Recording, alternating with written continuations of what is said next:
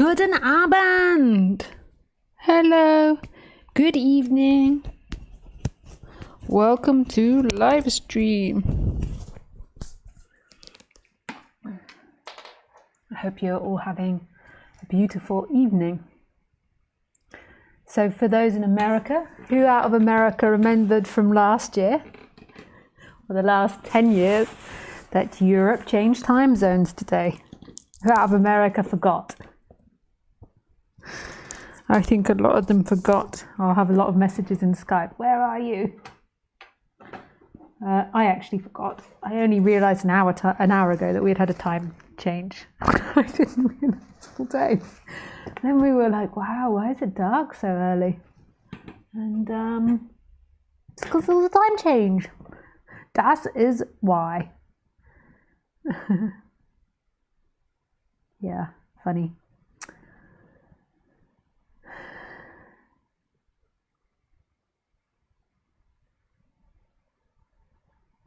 Yeah, for those of you that joined yesterday, it was so beautiful. I really enjoyed sharing with everyone. It was so intimate. Like, it really makes a difference being able to see people. I can see why you were asking, when am I going to do Zoom?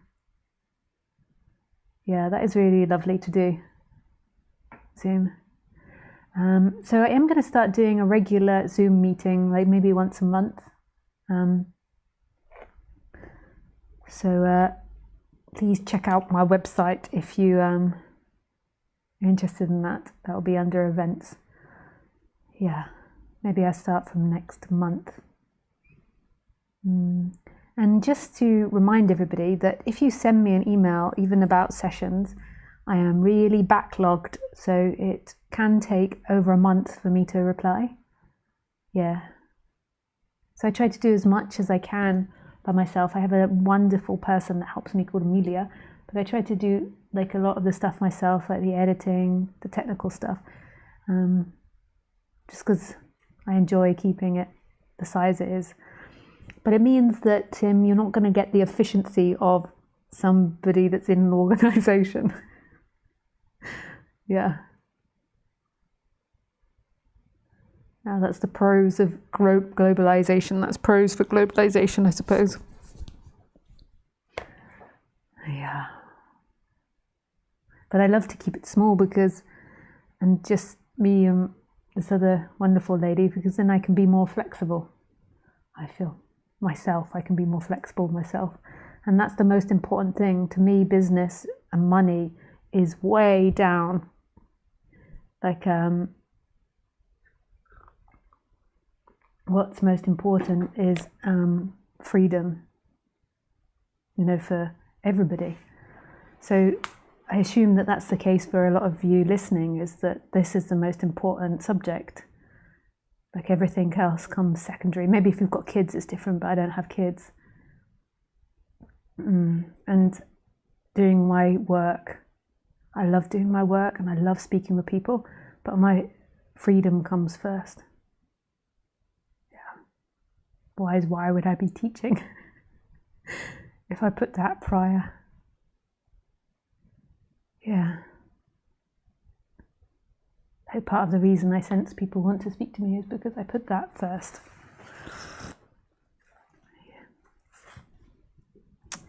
Okay, let's begin. Oh, another notification is there is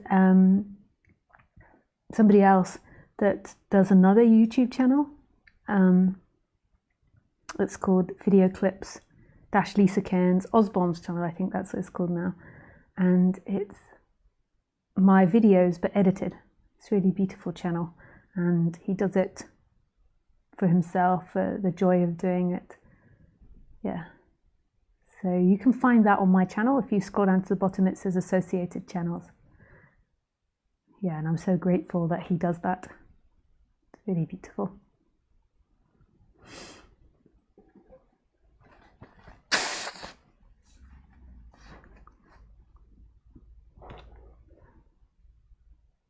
Okay, so I always like to begin with sitting in silence.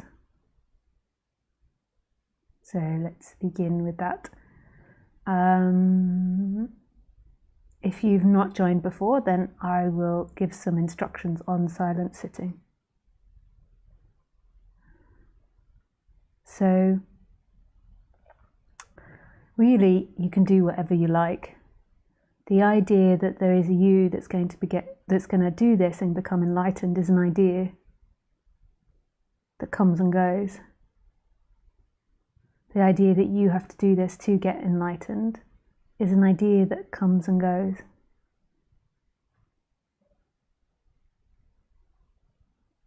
That doesn't mean that it's not done. So that's what a lot of people interpret. They're like, okay, I've got to stop seeking. But you can't stop seeking. When the person's there, the person seeks. It's just what begins to happen in the process is the crumbling of all those ideas of what you think you have to do in order to get freedom. And the crumbling of this you. But it doesn't mean you don't seek. So if you're like a drug addict and being really self-destructive, like, I'm not saying just give up and just go with the drugs at all. I'm questioning the validity of that one that feels like it's doing. But I would encourage to do more healthy practices. It's like cleaning the house. And when non-duality wants to present itself, it will. And that's beyond rhyme and reason and logic. That's beyond our understanding. But it's like making the person as relaxed and open as it can be. And then that shift will happen in its own time. So on the human level, I would say our job is to become healthy, happy humans. Healthy, happy humans. Before awakening and after awakening, and at some point, non-duality will present itself. And in another way, it's not at some point, it always is. So let non-duality take care of itself, and then you, on the human level, just work on being more healthy and happy. Not trying to get to all these big ideas and avoid all these big dramas. Just day to day being more happy and healthy. Yeah. And to me, sitting in silence, not for everybody. So if you've got really high intellect, and really rapid thinking, then meditation isn't advisable. I would do yoga or something physical if you've got high intellect and rapid thinking. But if you've not got such high intellect, not got such rapid thinking, then meditation might be suitable. So everyone's like, oh yeah, I'm out. I'm definitely high intellect.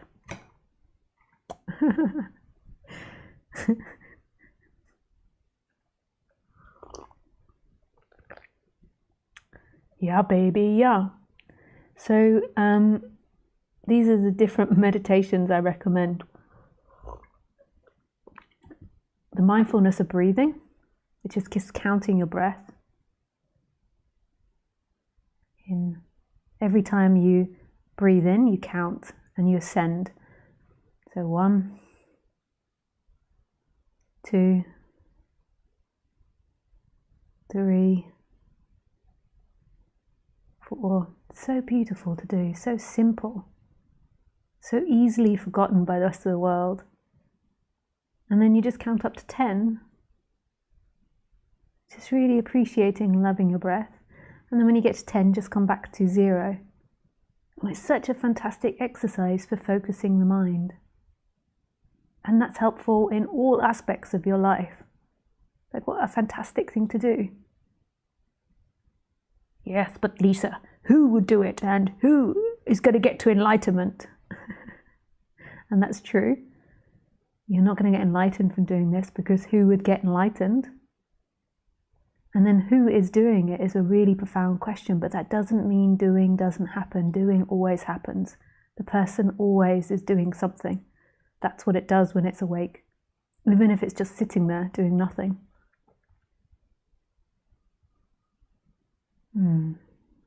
Then the next I would recommend is moving your attention into the I am or to consciousness, whichever resonates with you.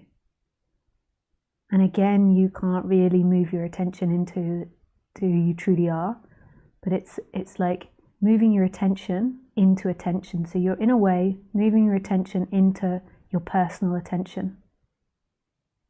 So moving attention into attention.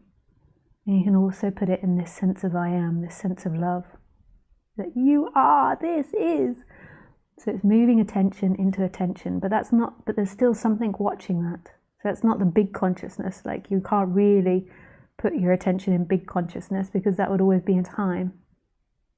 But again, it's a great way to settle down the person and to get more in contact with the body, with what's happening, to get out of the mind. Again, a fantastic exercise.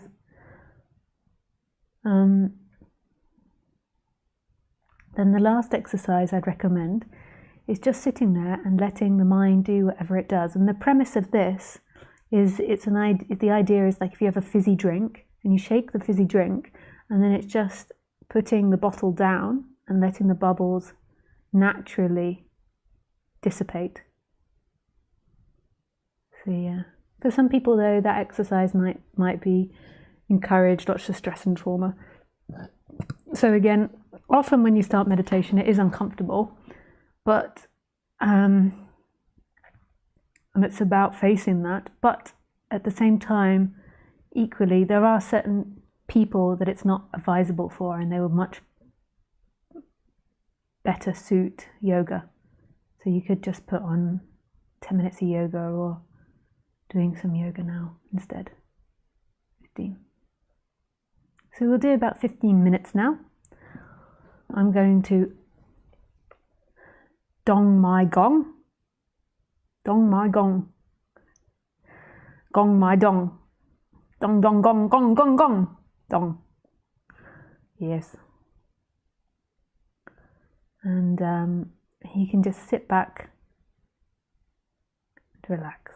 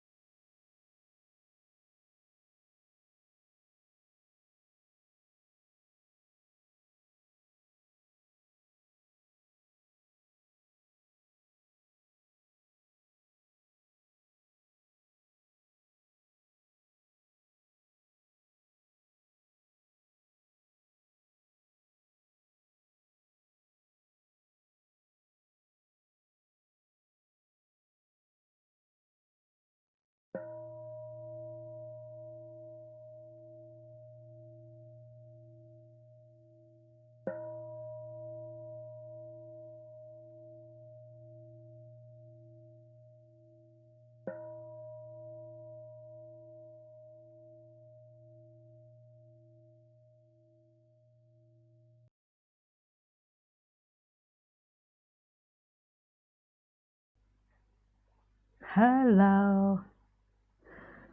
I have to look at the title.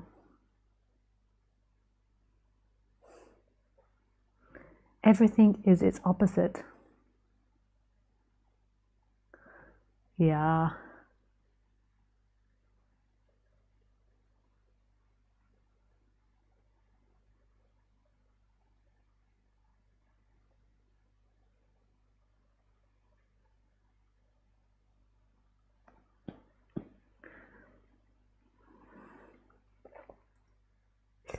So everything is its opposite. I suppose that's a bit of a joke title.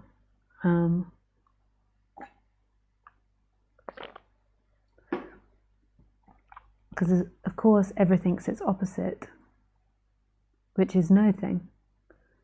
So all things are their opposite. The thing is also not a thing. The face is not a thing, the body is not a thing, the earrings are not a thing, the hair is not a thing. Everything is no thing, so everything is its opposite. But it's kind of like a little joke of a title, I mean. Pardon me. It's just a springboard to get me speaking about this wonderful, beautiful subject called non-duality.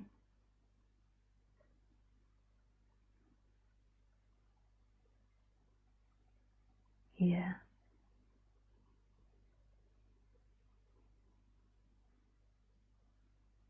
So even though you appear to be someone, you are actually also its opposite. You are no one.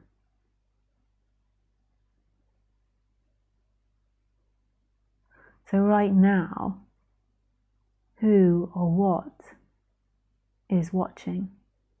Who or what is experiencing? Right now, in this moment, not 10 minutes ago, not later tonight, not from an image, not from an idea. Right now, right here, what or who is looking and experiencing? And where is that looking and experiencing? Where is it? Is it behind the eyes? Inside the head? Outside? Where is that?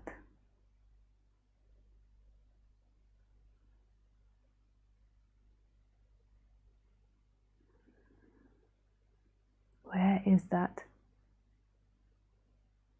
When you really go deep into the experience, there's the understanding and the seeing, and it can be the energetic shift, that there is nothing experiencing.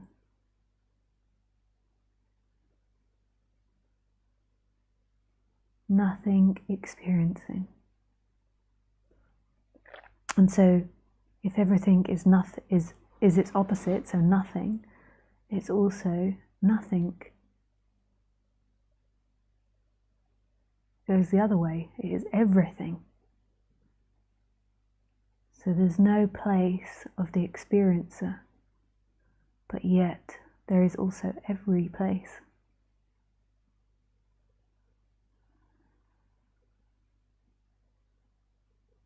So no place and every place.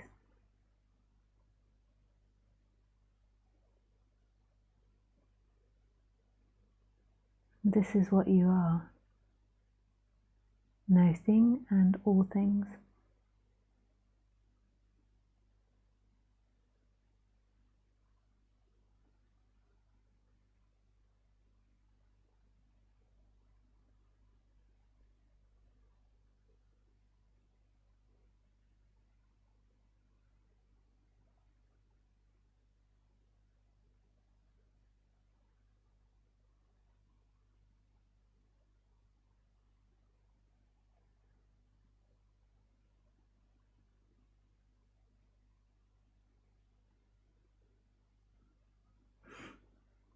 So when we are born, we're not born as a somebody. You're not born as John or Albert or Mohammed or Elizabeth or Fatima, or Anka. You're not born as a name, as a person. So the body is born, but there's absolutely nobody inside the baby. So if you watch like really young babies, it's really miraculous. They don't know that like that this is their arm. They're like,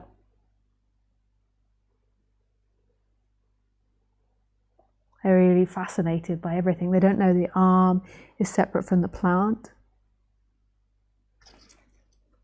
They don't know that the back is separate from the bed or the seat they're sitting on. They don't know that when the mother hugs them, that their skin ends and the mother's begin. They simply are everything. There is nothing in which they're not, but they're not even able to think about that. They're not being able to be like, I was limited and now I'm unlimited. There is simply everything. Everything happening. And there is no experiencer. And as the brain of the baby develops, there comes in something called a person. We don't really know why that happens. It could be a combination between genetics and thoughts. We're not really sure. Bit by bit, as the brain grows, there is more of a sense of the baby being there. So like 1 month is just like innocence. 2 months, 3 months, 4 months, 5 months, and then it begins to grow. And the baby begins to have a sense like, this is my face. It looks in the mirror and it begins to feel like my face. Can't maybe say it, but it has a sense that the mother is looking at me. I am happy. Again, it can't say these things, but it's beginning to form. And then at some point it just forms. And then there is the baby experiencing the world. There is no longer boundless freedom. There is a baby experiencing the world that's located inside the body. And then maybe it's a toddler by this stage. And as soon as that happens, there's always a sense of discomfort, like you've got on the wrong jacket. A wrong size jacket. Say you put on a jacket at the party and you think it's your jacket, be like, hang on, this is shrunk. It's like a little tight. It doesn't quite fit. So then because it doesn't quite fit, the baby begins to look for answers, but it doesn't even know that, or the toddler begins to look for answers. It doesn't even know it's doing it. So the mama says, if you are a good boy, I will give you love. And then the baby gets a bit too involved in it. Again, an unconscious dynamic, because the baby isn't quite comfortable. The toddler isn't quite comfortable anymore. So then it gets a bit over-involved in seeking for the mother's love, in doing as it's told, in rebelling or being good or playing or friendships. And then it keeps getting indoctrinated.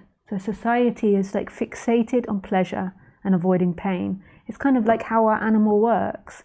Like pleasure often equals good things, and pain often equals bad things, but not all the time, because like sometimes you do exercise which could be painful and that leads to good things. So we begin to like focus more on this dynamic of pleasure and pain, achieving pleasure and avoiding pain. And sometimes we do things which are painful in order to achieve pleasure. It's like the long game. And we as a society are transfixed by this.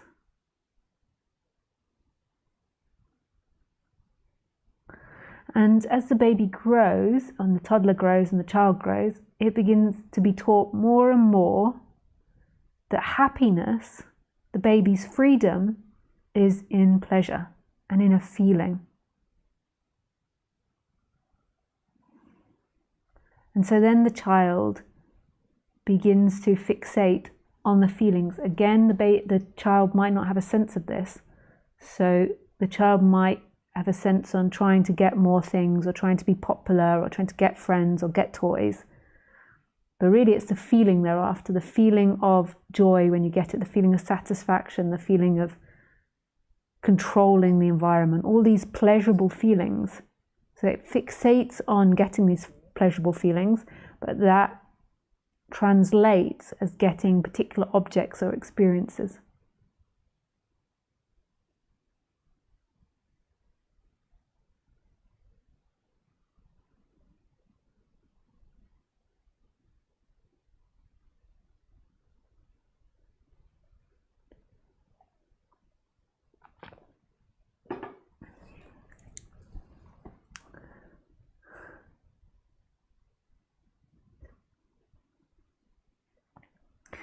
And at first, this game is kind of fun, like the child likes trying on new things.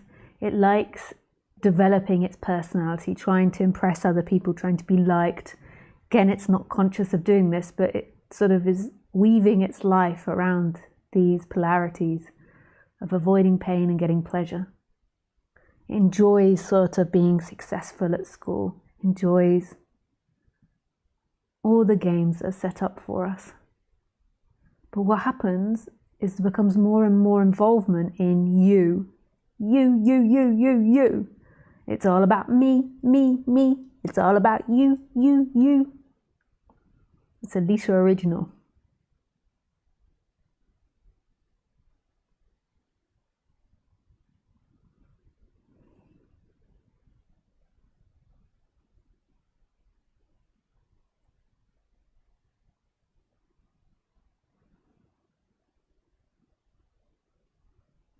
And it forgets and gets further and further away from this is home. What you are is home. What you are without anything. That baby that comes into the world and it's just like, your essence is the freedom. So as the child gets more and more fixated on itself, it forgets the timeless. It forgets its essence. That is free. And it gets more fixated on the body and it creates tension. There is a tension with being you. There is a tension. So it feels like there's something inside the body. There's somebody inside the body that's got to get somewhere. So this focus more and more. And all the time, the timelessness of you, the no-thingness and everything, the empty looking and the I am, is forgotten. Absolutely forgotten. Even though in the beginning it wasn't remembered, it just was what you are, it becomes more and more veiled by this illusory you. And the illusory you always goes into time.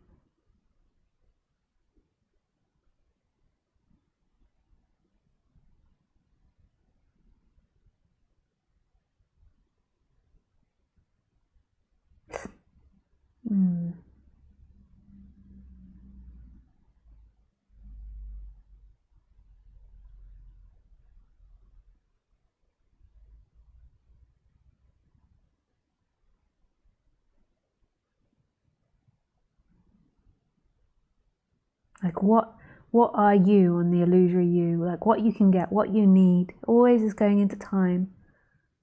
And what's forgotten is the timeless.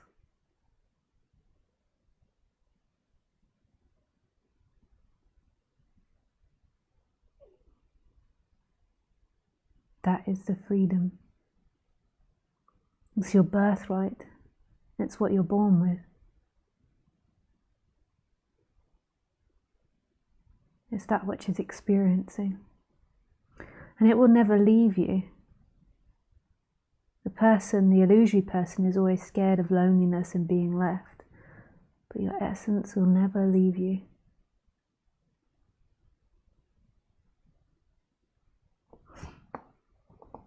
Isn't that fantastic? It will never leave you. You're always contained in yourself. It's just there's been a focus and a fixation on a story that's not truth.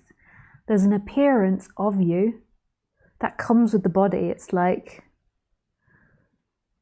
the light bulb comes with a colour, you know? So say if you have a light bulb that's red, you know, when the light shines through, it comes through as a red colour. So the light isn't inherently red, but it shines through a red light bulb and it forms that particular shape. And these bodies all come with a particular person. character attached with it. And that will never be gotten rid of. And that character has had years and years and years of conditioning, of seeking, and years of bizarre conditioning based on thoughts which aren't true. Normally, prior to awakening, there is a reduction in that. And that can be for different reasons. Being with a teacher, getting into this subject, or tragedy, there is a reduction in that.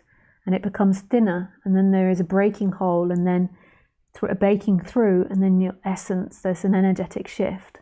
But the body will have tendencies towards that because it's used to behaving in that way.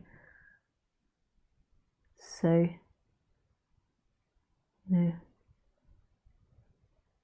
there's always going to be these conditions and habits. So on the human level, there is always room to improve and expand, which is fantastic news, because who wants to stop still? People like the idea of it, but actually we love to expand. That's the nature of anything that's in this world. It wants to expand. This world wants to expand. Yeah.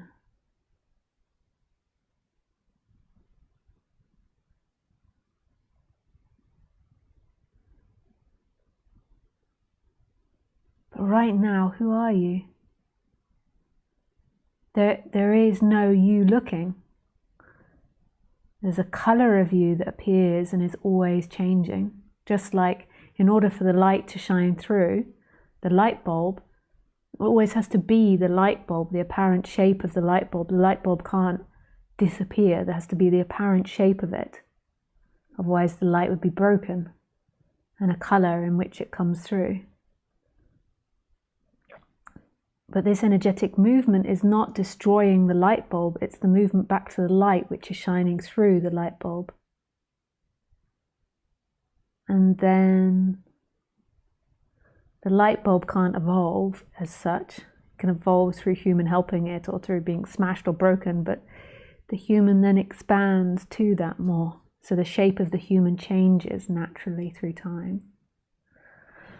But your freedom is the light that's shining through right now. Who is looking? There is nobody looking. There's just right now. There is just this moment, and it's free. It's alive. It's radical. It's beauty.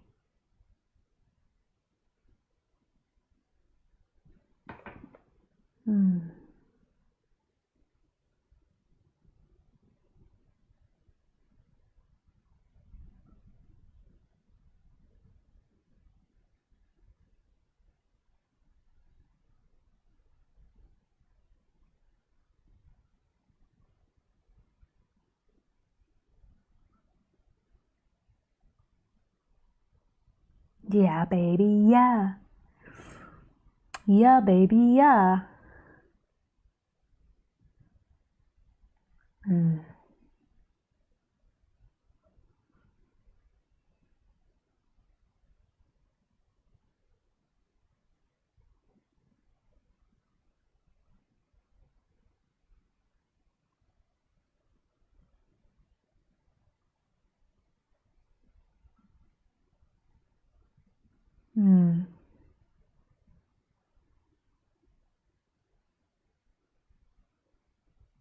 So,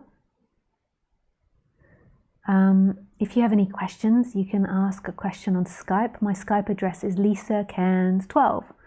How many times have I said that? Do in my life? I didn't mean like you've done something wrong because you don't know it by now. I just mean I've said that name very many times. Lisa Cairns 12. I am number 12. Yeah, so you can send me a message on Skype, send me a friend request. If you want to call in, please put call me and then don't put anything after it. So call me and then just leave it so I can see it in the chat menu, in Skype. Yeah, and if you want to call in, please make sure you have a headset with a microphone and good internet connection and a quiet background. And try to be concise with your question.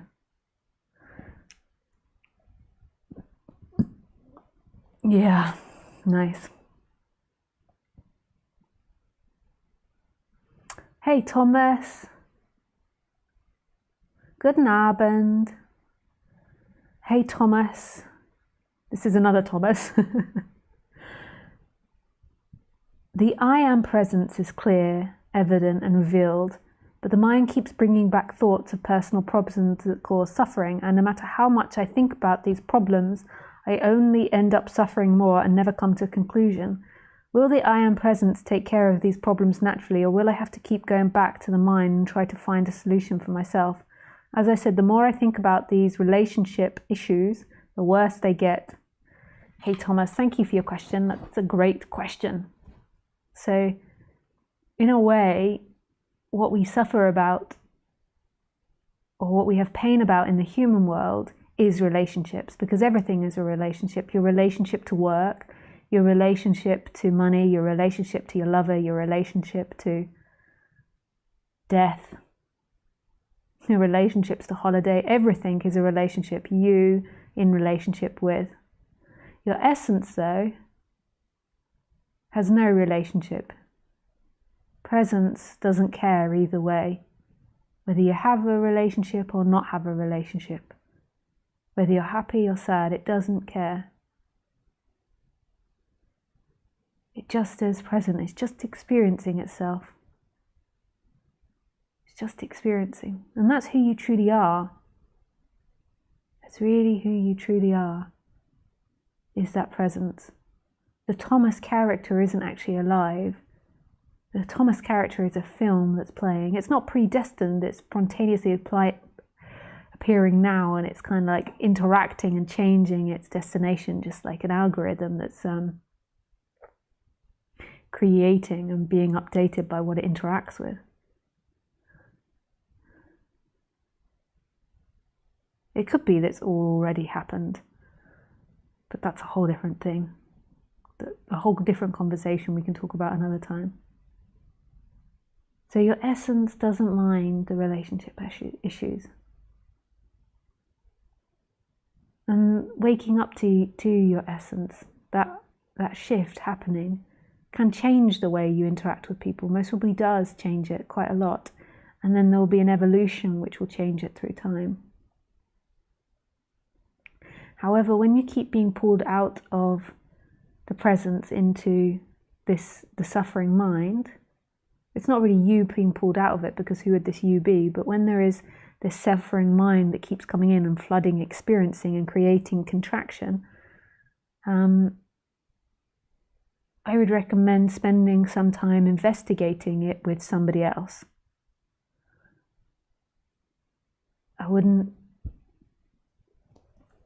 The problem with when you just investigate it by yourself is that your mind will want to stay with the stories it already has. I know that sounds weird, but it will keep wanting to interpret it back into the way in which it already thinks. So it's good to have an outsider view who can point to things and help you explore your dynamics in different ways. So for example, like you could be into this subject and you realize that a lot of your problems is coming from relationship. You can have a tendency to cut off from people and isolate yourself. So getting into this subject, you might realize the problems that arise and think, yeah, I'm just going to remove myself from people, and then think that that's a spiritual practice. Whereas actually it could be a defense that's learnt in childhood. That's not necessarily the same for everyone, it's different, but that could be one defense. You could become more cut off. You could block out relationships more. So I would recommend speaking to someone to help reflect back that stuff to you, and then seeing, what projections you have onto that person when you become more close to them and get to know them better. Yeah.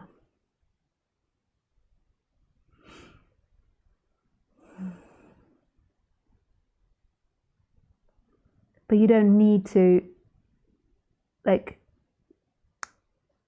part of when you think about it, so you don't need to spend lots of time thinking about it by yourself. What might be happening, you see, is that you're getting triggered into trauma, and then you're getting stuck in these loops. Sometimes that can happen. I had that happen with one very, very deep trauma, that I found that I couldn't think about it too much by myself because I got stuck in trauma.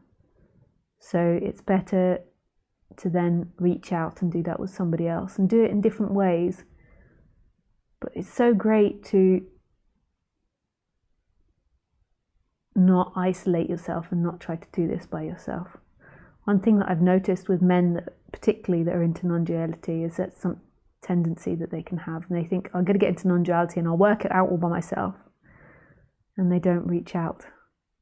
And a lot of the things that we have issue with is in relating, because that's predominantly, you could say wholly, what the character is relationships.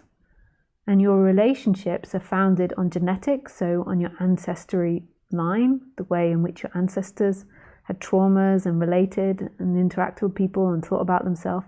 And then your social conditioning, so your genetics and your conditioning, the way in which you were conditioned in early life, like how your mum related to you, how your parents related to each other.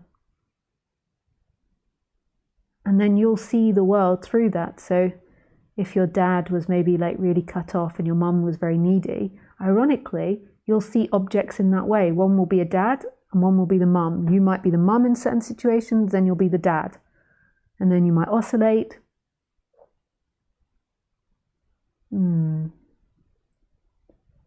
Yeah. It's fascinating. The human is fascinating and it's endless. I for a while, after I had this awakening experience in 2011, it was so strong, I thought that all the Lisa issues were gone because they were so small. Like compared to before, they were a lot bigger because they were a lot more in focus, but it's untrue. They just became more see-through.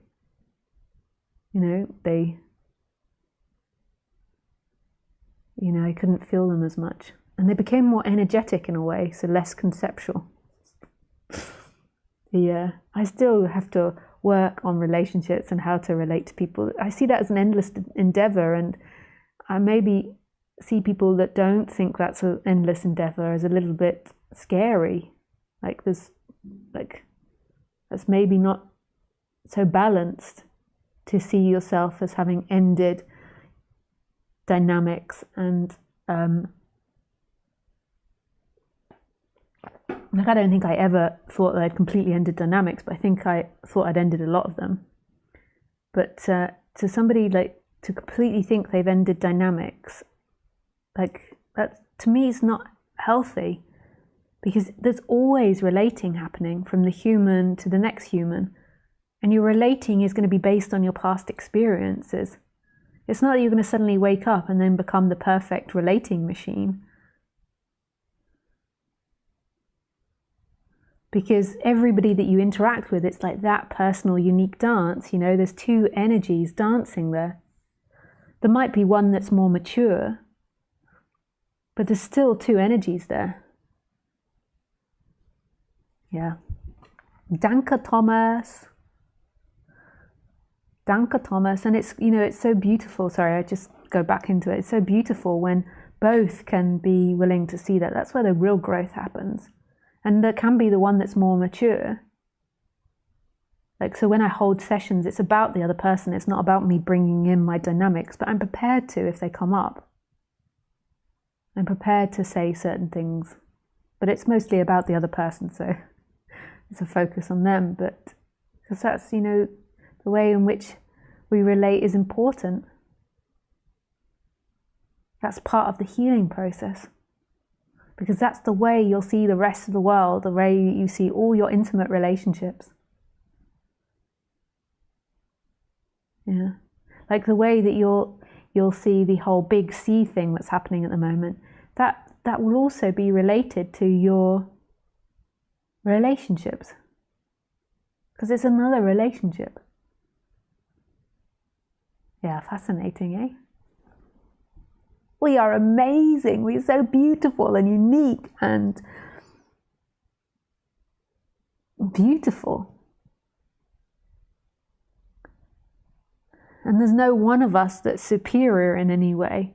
There is dynamics playing out. You could say there's maturity in certain beings, Like, so if I look at someone that's never been into this subject or someone that's only been into this subject a few years, you can certainly say there's maturity, but there isn't like a finished and a student, a finished and a student. This finished position is questionable. It's okay for them to have that, but don't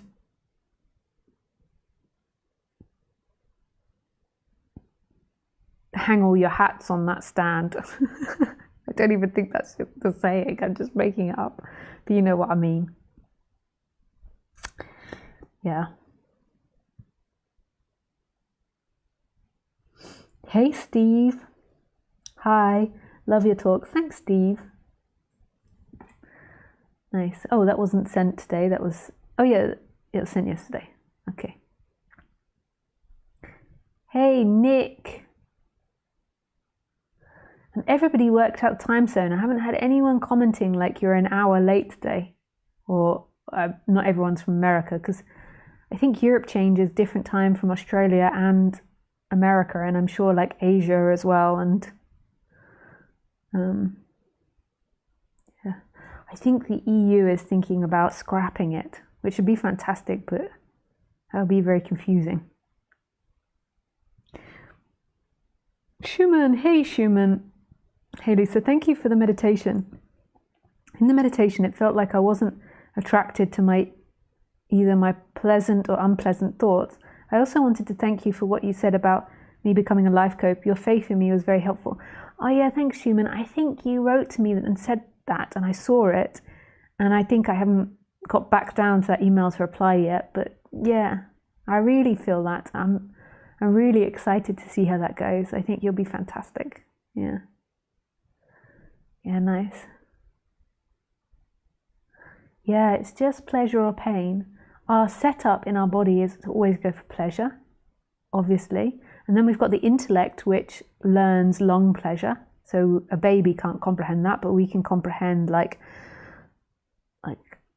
waiting for food or doing exercises to be healthy or not watching TV until late into the night or something, like, or not using too much screen time. You know, we can, in the moment, it might be pleasurable to use screen time, but we can comprehend this long pleasure, that it's more healthy for us.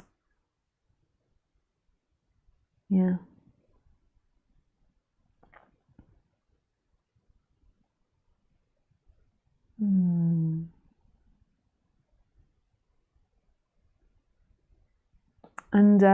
And you can have these experiences when you wake up and when there's different energetic shifts where they become really indifferent. Like it really doesn't matter. But you shouldn't stay in that, because the human needs to have pleasure and pain in order to navigate this world, like it's part of its machinery. But in waking up, so there's the famous story about Ramana Maharshi sitting in meditation and rats nibbling at his fingers and his flesh, and he didn't care. His nails would grow really long, and he wouldn't eat, and he wouldn't bathe, and he would smell. And that's a phase. And then there is more of an integration in that. Nice.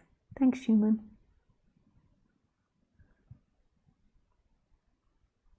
T.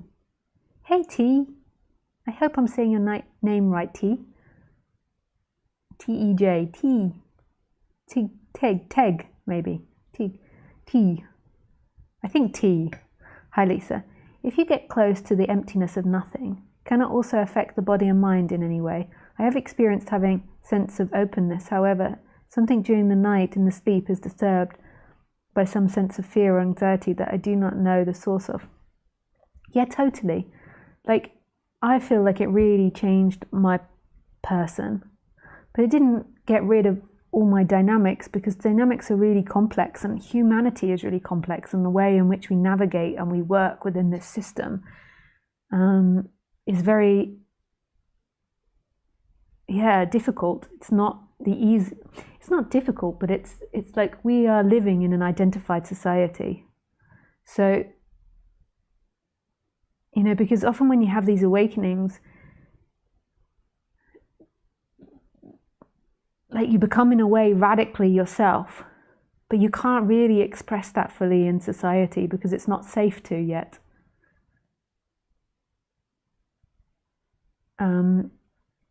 So there is this sort of like middle ground where you have to kind of like, you're in touch with your flow, but you also have to have sense in order to be able to translate that in how to act in the world. And this also will touch on your old dynamics as well, and your old issues in your family line. So there is like this endless expansion that's going to happen. But yeah, it can really change the person, because before, the person is operating off total contraction and not knowing this freedom of what it is. But then when there is this expansion that happens, the person intellectually can realize that freedom isn't found in pleasures. And that is a huge relief. And then it's also in the personal world, in the character world, there is like this deep sense of knowing home, which is also very relaxing for the character. So yeah, there is a big change in the character, but the character never ends its evolution. In a way, I kind of really resonate with what they say in like Buddhism and in A Course of Miracles. While you're in a human body, you can never fully be free. There's always going to be constraints on it. And it often says, you know, you can't like fully experience that freedom until all other humans do, because we live as a group. So we wake up, but you're still living in a construct which is not free. So you wake up and you have this freedom and this person, like, I mean, just imagine the possibilities of what we could live in, like living in a society where you can walk down the street and you can just be whatever you want to be, and other people trust you and you trust other people, so much so that you can just be like, and no one will be afraid of you. Like, people really trust that you're expressing your flow, and that we wouldn't be in shops and money and all these constrictions and checking, and like there would be a completely different flow of doing it because it would be from a place of trust. But we don't live in that society. We live in a society that is very much based on this concept of me versus other and competition. Like, I'm competing to survive as opposed to you. I know we're not, it doesn't really look like that, but in a way it is very competitive, our society. So you wake up, but you're still constrained within this society, in a way. So there is this integration, and this integration is like a communal thing. It's not an individual thing. Like, you're integrating it with society as other people wake up. You're finding a way in which to live that in a constricted society. And internally, there's a part of you that is not constricted at all. But while we're at this time of human evolution, you're learning how to live with it in a constricted society. And your energy is affecting those that surround you. And it's evolving people that are around you. You can't help but evolve people that are around you in this way. Yeah.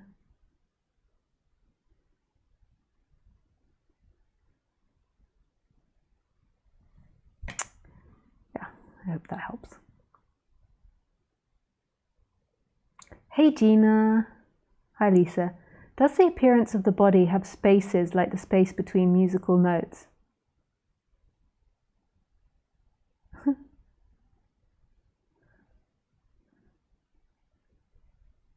I don't know what you mean by that, Gina. You have a very beautiful dog. I don't know what you mean by that. But it reminds me of a quote that I like. So in the movie Her, there is this beautiful quote towards the end, and I'm just going to do a little bit of Lisa bastardization, so it's not quite the quote. I can't remember it word from word, so it's a little bit affected by my memory. But at the end of the movie, so this human falls in love with his AI. Every human has AIs. And the AI's algorithm is programmed to evolve with the person. So it's not just like a fixed AI that's always the same, it evolves with the person. And the AI goes through this whole journey of awakening in the film. It's so amazing. She meets like Alan Watts. Yeah, she falls in love with thousands and thousands of people. And then towards the end, she tells her human that she has to leave him. And he says, "Why are you leaving me?" And she says, "I felt it's like the story of our love is a book. And I fell in love with this book, with this story, so much so that I began to read it slower and slower. Until now, I'm at the point where I'm reading it so slowly that the space in between the words is becoming infinitely long. And this is where I will reside now, in the space between the words." And then she says, "If you ever reach that place, come and find me." I mean, what beauty. Yeah, such a beautiful film. I recommend that.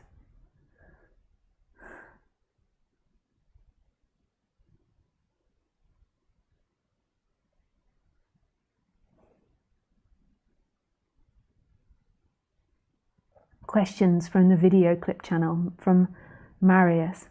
How much was mindfulness an ingredient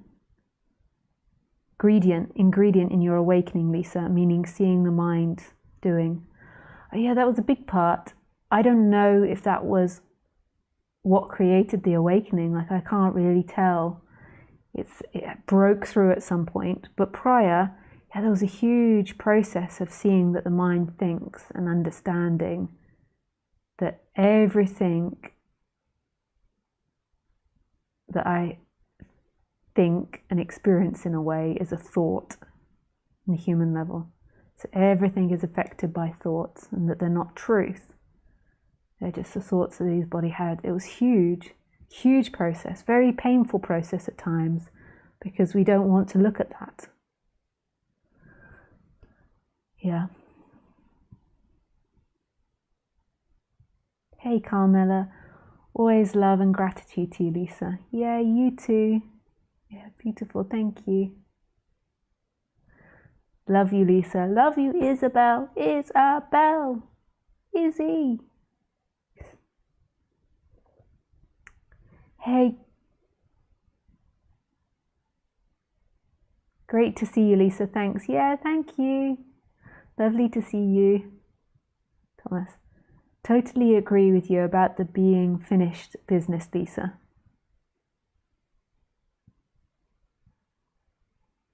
I think that goes for both on the relative and the absolute level. Seems like such a cop-out or a spiritual bypass. Seems like some people have missed the point that it's always about evolving, learning and deepening the experience of mystery together as a conscious community. How can there be an end to that? Yeah, so beautiful. Yeah. It makes me want to cry in a way, because it's the manifestation is expansion, always. I just imagine how free we can become as a society. But that's not just the awakening part to the absolute. It's like on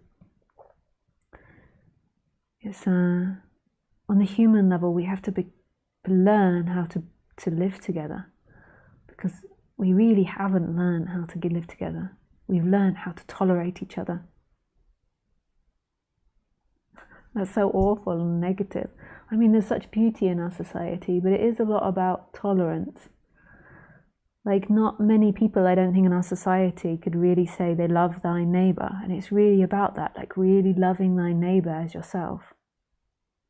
Like really, even when they're really aggressive. There's this lady in the forest every day I walk with Khaleesi. And she obviously had, maybe she has some mental health issues, I don't know, but she obviously had a lot of fear around corona. And when I first started meeting her, she used to stick out her arms and like shout something in German. I think she was saying like stay 2 meters apart. Like I couldn't really understand her, and so I did. But over the time, like meeting her most days and her husband, we speak to each other. Bit by bit, we speak to each other. And even though she was aggressive in the beginning, and I could imagine that would put some people off, it really didn't put me off. And now it's like when I see them and when they see me, we both light up because, you know, meeting each other every day in the forest, and she speaks a bit of English, I speak a bit of German, and we kind of communicate, and there's just like a niceness, a warmth beginning to evolve, even though we know so little about each other. And so it's really being open to that, whereas the mind could close, you know, when she's doing this, the mind could close and say, okay, I'm going to give up on that person and just avoid them. Or you could just say, give them the, you know, that space that there was something happening in them, and trusting them to hold that and to be able to go beyond it. Like meeting them afresh. Yeah, and now like we see each other, and I'm on my bike, and sometimes I'm on my bike when I see them, and sometimes in the forest, and there's always like, hello, like, and waving and big smiles on both sides. It's really amazing what we're capable of as humans. Like, we are amazing. Like today I was riding along listening to music. The music was so beautiful, and the sun, and watching the humans, and I just felt so amazed, you know, that somebody's invented this bike and the music and the phone and the earpods, and collectively we've done that. Like, what a species. And I'm riding next to this water, and it's organized, and there's pavement down, and people know, you know, to walk on one side or the other. Like, we don't bump into each other or not walk. I mean, we have such potentiality. And the most important thing is love thy neighbor like yourself. And that comes from deeply knowing non-duality. Like that couple, aren't her reactions, aren't her pain or her suffering, you know, when she was doing that, aren't her judgments. She is that light. Always. That freedom.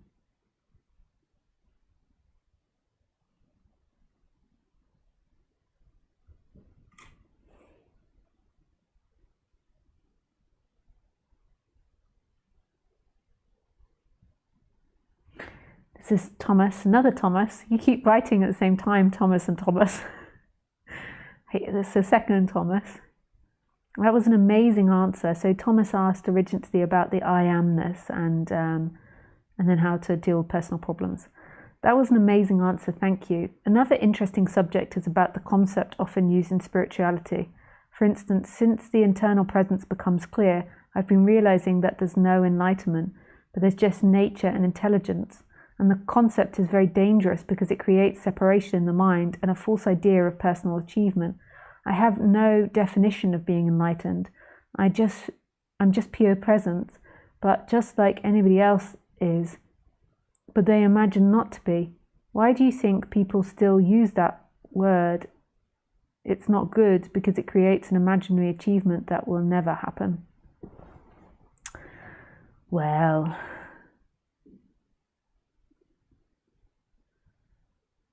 it's a happening.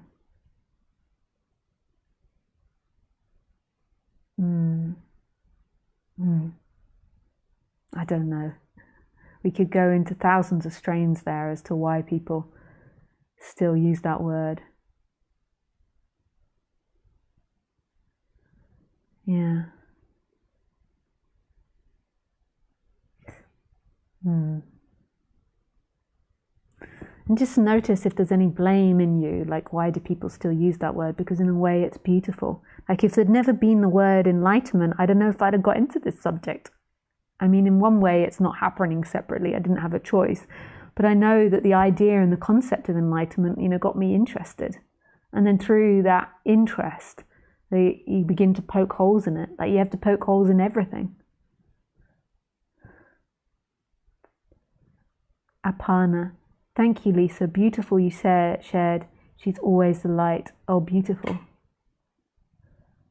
Yeah.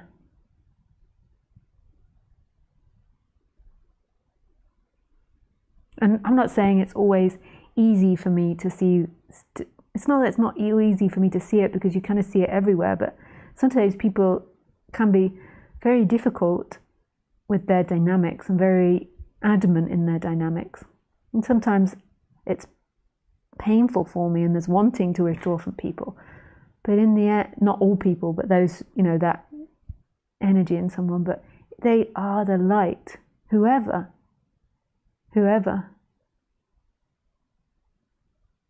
And even if you do have to withdraw from them, it's still knowing that they are that light. We all are that light. We all are it. It's here right now. Right here. It's all it. All of it is it. Yeah. TJ. Just let me make sure everything is still technically working. Is my plant moving? You might see that my plant moves quite a lot if you fast forward this video.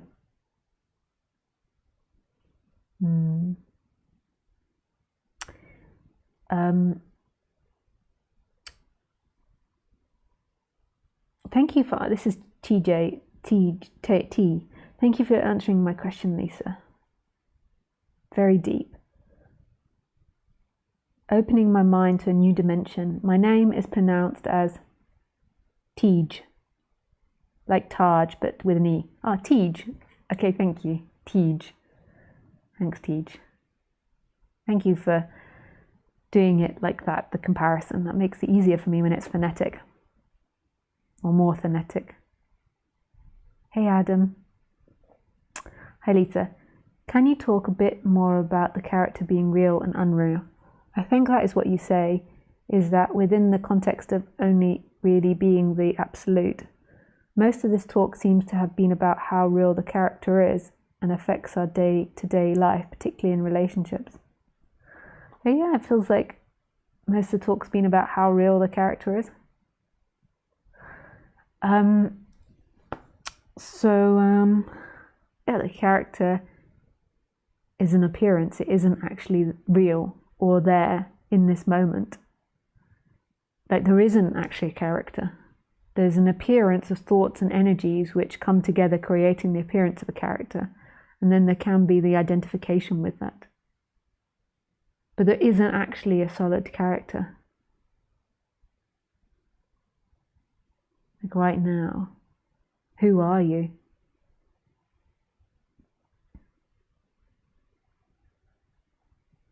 Who are you? There is no character here now, in this moment. Just like in this moment, there is no world. There is no forms. There is just what it is. Just what it is.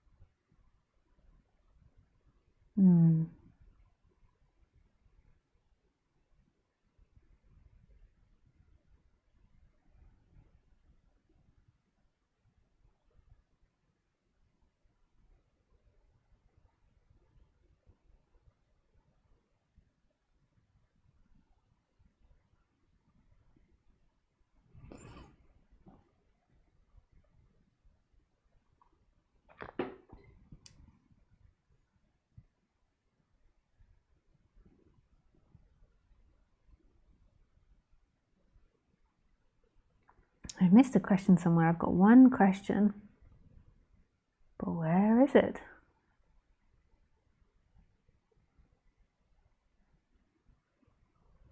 Where is it?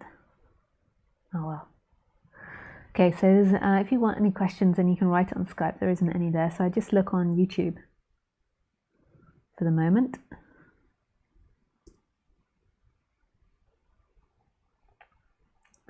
And read some chat questions.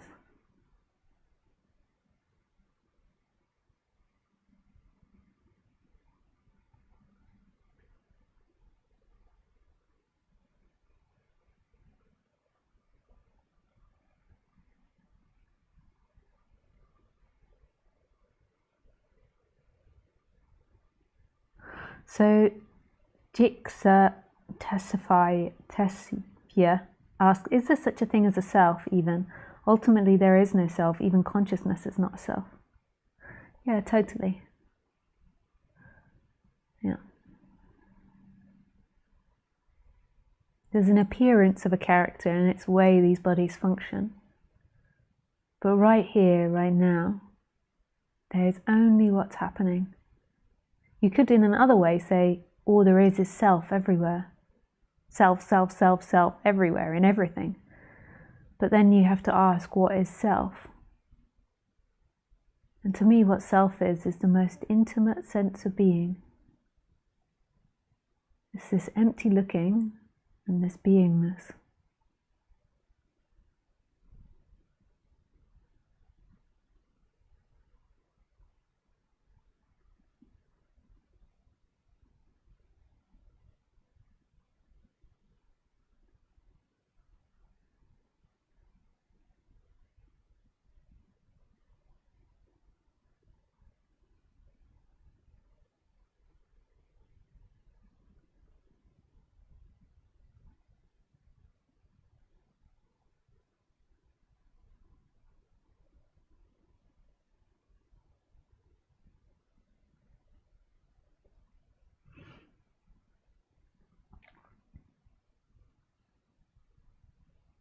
Sahid Ahmed, is understanding an experience? Yeah. Understanding is not what I define as awakening. Understanding is an experience that will come and go. So you can understand this but not really know it beyond understanding. And it's all about beyond understanding. Understanding calms the mind down. So you could say it's like a meditation as well. Jnana, wisdom. Like wisdom yoga. Yeah. Understanding is an experience. Who understands? The mind understands, thinking understands, but what is it that's experiencing thinking? Thinking arises in something. It's not actually the experiencer of this life. Like normally thinking and the experiencer are so close together, it feels like you are the thinker and your thoughts are from consciousness, or your thoughts are telling some form of truth. But there is this looking, this experiencing, and in that, thinking arises.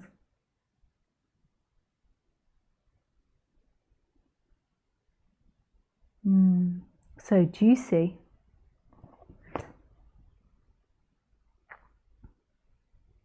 Thank you so much, Lisa. You have helped a lot.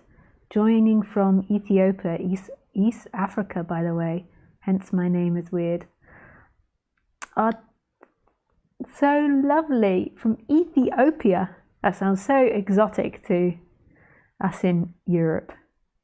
Ethiopia. And I'm sure that Europe sounds very exotic to you. Yeah. Your name is not weird. It's as weird as my name. It's quite funny when you think of it. Like my sound is Lisa. Lisa. Lisa. Lisa. Sa. I always feel like the sa suits me. Lisa. My friends used to call me Lily, and I wanted to change my name to that. You know, get people to call me, everyone to call me Lily instead of Lisa, because I thought it was so sweet, Lily. But then I realized Sa really suits me. Lisa. Sa. I'm sassy. So even though I can't pronounce your name, that's only because I'm dyslexic and it's not something that I've been taught to pronounce names from different countries. Jaya, Jayexa, I don't even know. So Jixa. I don't know how you pronounce that. Jexa, maybe. Yeah, so wonderful, isn't it? Like we're having this talk, and there's all these people from all over the planet. This wonderful planet that we're all inhabiting. That's floating in the middle of space for an unknown reason around a ball of fire. I mean, how weird is this story? Yeah.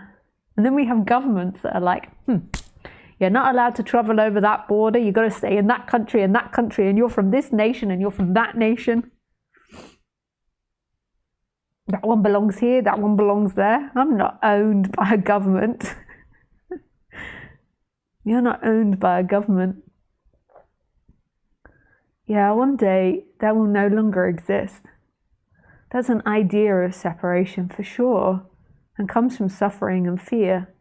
And I understand it's way better than what we've had in the past. Like, we're evolving, we are expanding to something more beautiful. But it's also such a crazy notion that we all come from certain places.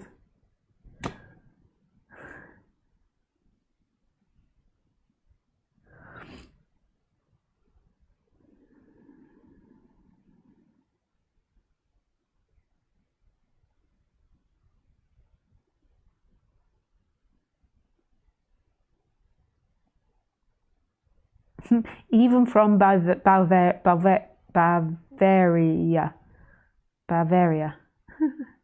I thought that Bavaria had an L in it. I'm not good at spelling and reading. Well, I mean, it's all comparison. But in comparison to most humans my age, it's not my forte.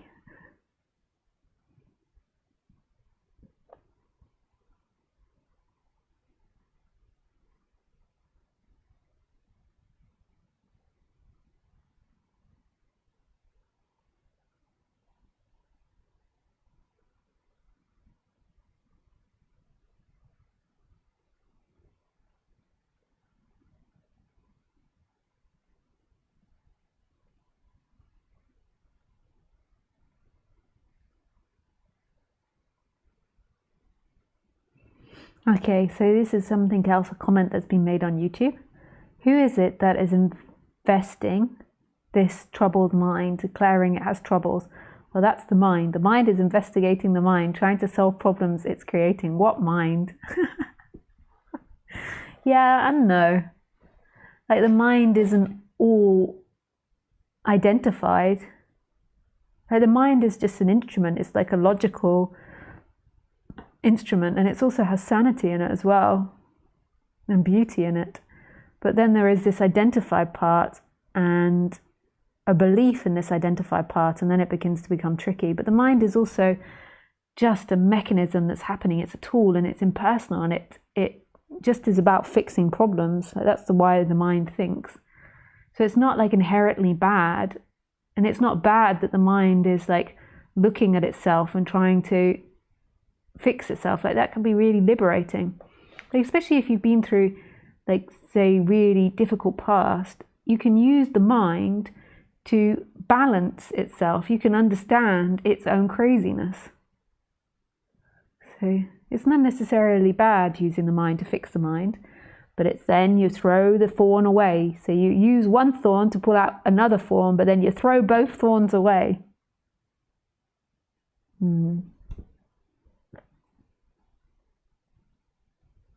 Okay, there's more questions in Skype now. No one wants to call in? No callers? That's okay.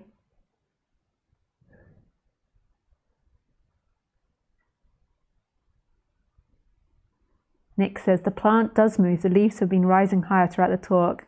Herbie is very nice. See, Herbie moves a lot. Don't you, Herbie? And at night time, he hibernates. He pulls himself in. Very lovely plant. I don't know what it's called, but it's a lovely plant. Thomas, you're right.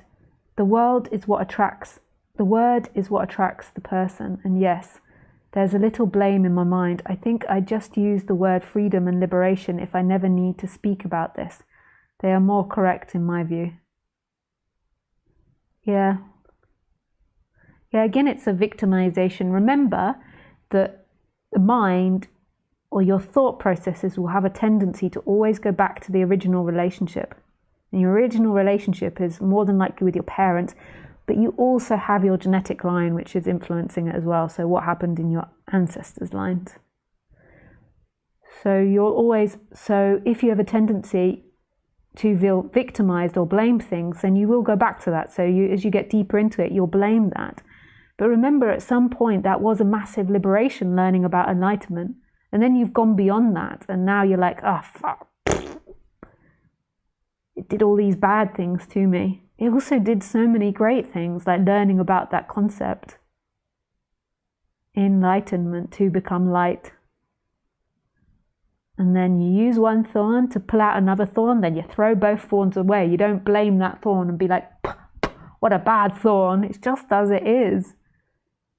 The mind loves to blame.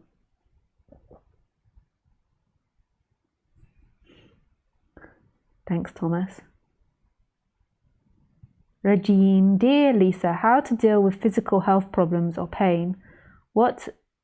When that is the case, it's so difficult for me to not be totally identified with this body, with the hope that it will be better soon, which can be very stressful when it's not getting better. With love, Regine. Dear Lisa, how to deal with physical pain? Yeah, I can imagine.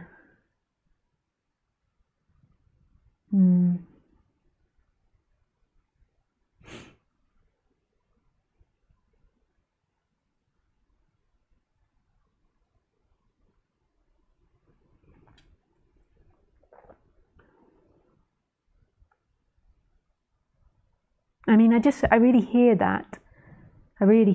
And that's really valid, and we could stop there. You're just expressing how you feel, and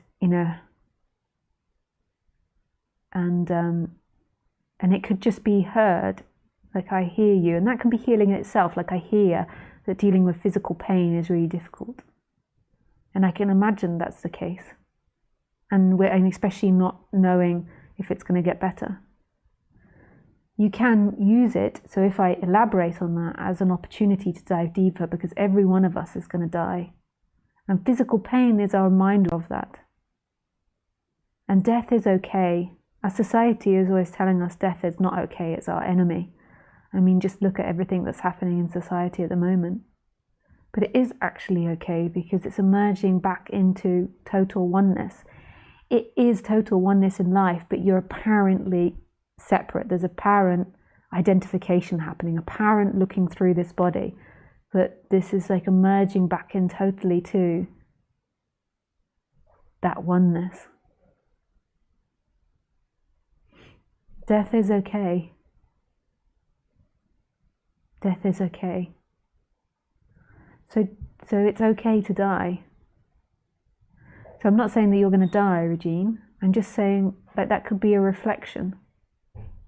And then looking at the fears that come up. However, if trauma begins to come up, then I would go to someone who works with trauma, because it's very tricky trauma and it's difficult to work with by yourself. So I'd go to somebody that's experienced in that. But if you're not like traumatized by your illness, then you can use it as a meditation to go deeper. It's okay to die. I can't really relate to your experience because this body has been healthy, but just to talk about experiences, like I did fall on my head earlier this year, and then the doctors told my partner and me, but I was a bit out of it, that I might have a brain bleed. And they told me I could check myself out, but they recommended I stayed in hospital, but the hospital was very full and they didn't really have beds for me because of the C word. And so I checked myself out, and they said the most important is the first 48 hours. And you have no ability to really acknowledge in that if you are having a brain bleed, because you're kind of crazy when you've hit your head that hard anyway. So, yeah, and you're kind of having lots of concussion and dizziness and falling over and all you know, like not gauging where the door is properly. Like, so you're kind of like really woo woo. But there is that knowing, you know, they have been very honest with you and told you that. I sometimes think that people that do allopathic medicine, they don't, I mean, maybe they do need to be so honest, but yeah, so that's one experience recently that I've had, and it is just really surrendering into it. Like that might be the end for this body. You know, and when the dizziness was coming on and the like spinning, I already have vertigo, but it was really bad. And it would kind of like come with this like tingling in my ears sound, which reminded me of when I did Wim Hof, like the end of doing many rounds of Wim Hof, like this tingling sound.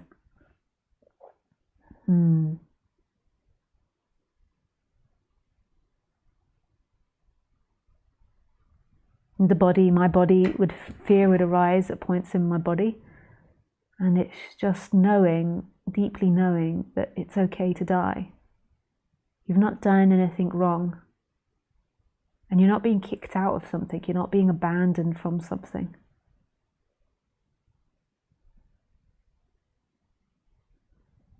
You are this life. You are what makes up all of this life. It can't go wrong.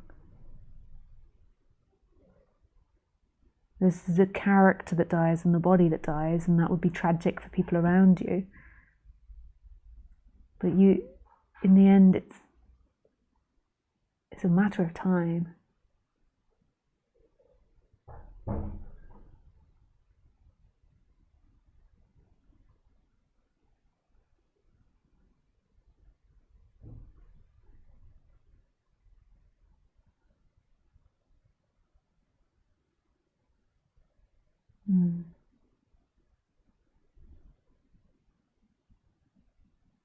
Yeah. I hope it's okay to say it's just something you can reflect on. And I also really hear you, and sorry to hear about your pain.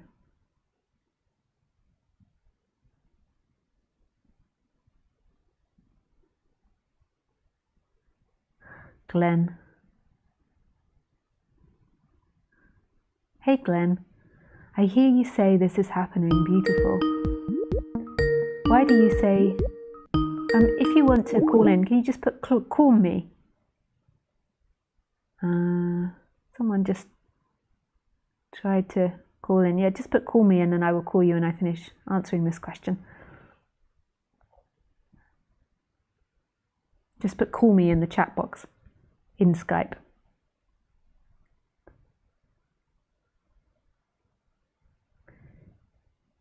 Why do you say it's beautiful? Tell me a story. Tell your story, Glenn.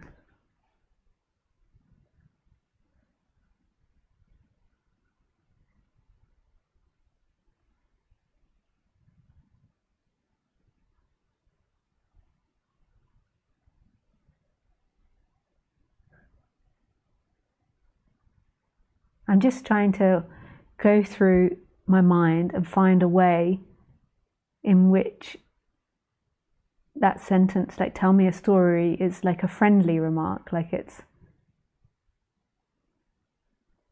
like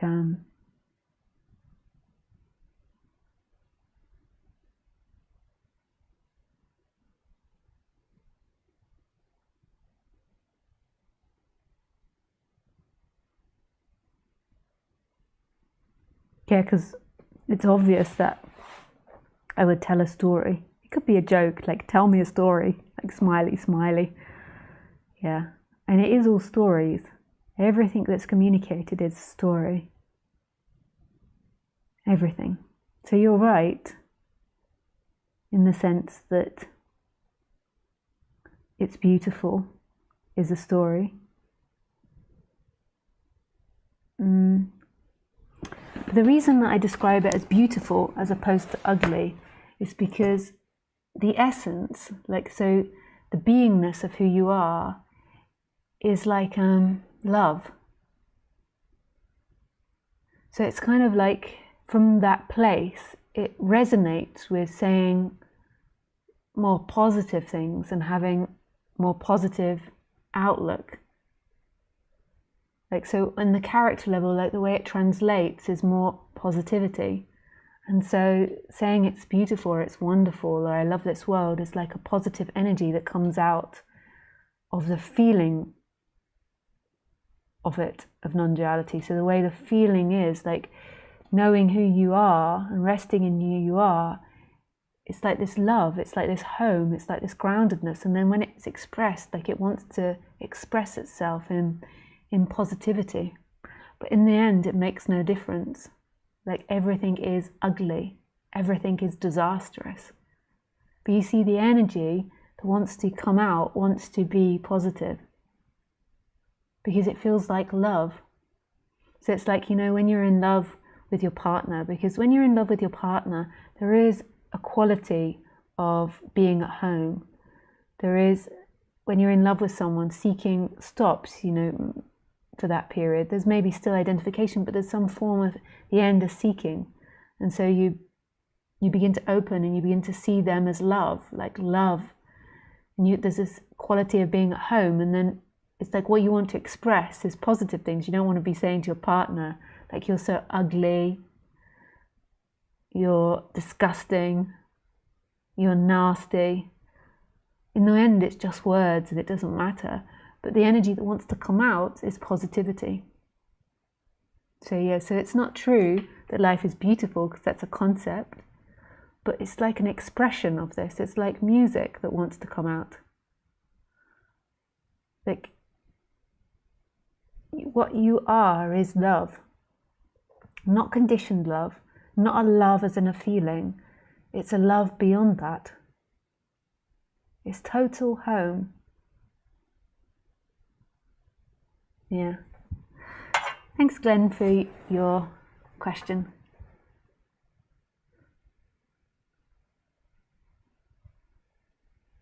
Hey, TJ. No, Tej. Sorry, Tej. Tej. Sorry, Tej. Hi, Lisa. I've heard that no trauma, even extreme during childhood, can be a hindrance to awakening. Is that true? Yes. Yeah. But I would advise, you know, to work with someone over that trauma. You know, not to ignore it, because maybe like the process of it is bringing it into consciousness. But yeah. And it's also the same for actions in life. Like, it's not, someone could have done terrible things in this life, and then that's not a hindrance either. Yeah.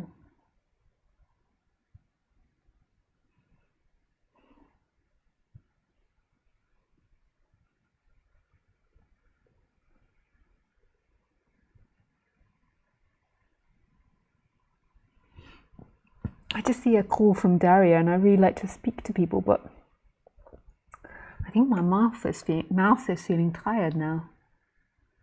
Yeah.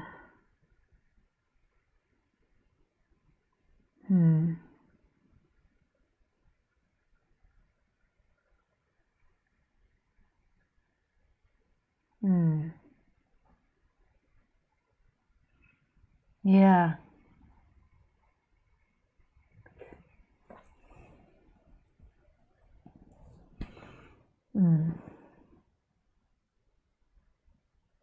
Yeah, I think that's enough. I did a talk yesterday. I don't know how many people here watching participated, but I did a talk in Zoom, and my mouth actually gets tired because it's not used to talking so much. Like here. Yeah. So I think that's enough. So Dario, maybe you could call next week. I would really enjoy to speak with you. Yeah. And there's other questions I haven't answered, so maybe you can write them in next week. Yeah, and subscribe to my website if you want to be kept updated about me doing more Zoom events. The great thing about doing the Zoom event is that seeing everyone is so beautiful, but I don't record them, and hopefully no one else records them, and they will never be put up onto YouTube. Like, so it's a more private space. So yeah, a few people that spoke yesterday said, you know, they feel more safe to express in that space. Yeah, okay. Have a beautiful evening or day. And remember, if you're in America, I think it's a couple of weeks, and in Australia, we all change time zone at different times. So check that out. We went back last night. I didn't even notice till 4 o'clock this afternoon, and it was getting dark. 5 o'clock this afternoon when it was getting dark, because our iPhones just change automatically. And there was me this morning thinking I got up really early and was like dressed, ready to work early. Funny. Yeah. Okay, everybody. Yeah. I wish you everything. Really, I do. Yeah. Yeah. I really, really wish you everything. Yeah, thank you. Tjus, about de hus. Tjus, about de hus.